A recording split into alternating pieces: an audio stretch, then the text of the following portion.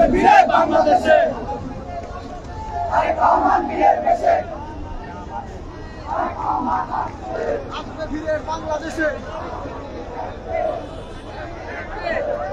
দর্শক, বিএনপির মাসব্যাপী কর্মসূচির অন্তর্ভুক্ত হিসেবে জুলাই শহীদদের স্মরণে দোয়া ও মৌন মিছিলের আয়োজন করা হয়েছে। আজ বিকাল 4টা থেকে দোয়া পরবর্তী যে মৌন মিছিল কিছুক্ষণ আগে নয়াপল্টন বিএনপির কেন্দ্রীয় কার্যালয়ের সামনে থেকে কিন্তু শুরু হয়েছে।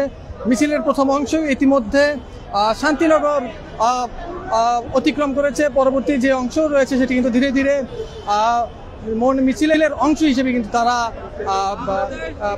শান্তিনগর খিলগাঁও হয়ে কিন্তু আবুল হোটেলে যেয়ে কিন্তু তাদের যে মৌন মিছিলটি কিন্তু শেষ হবে।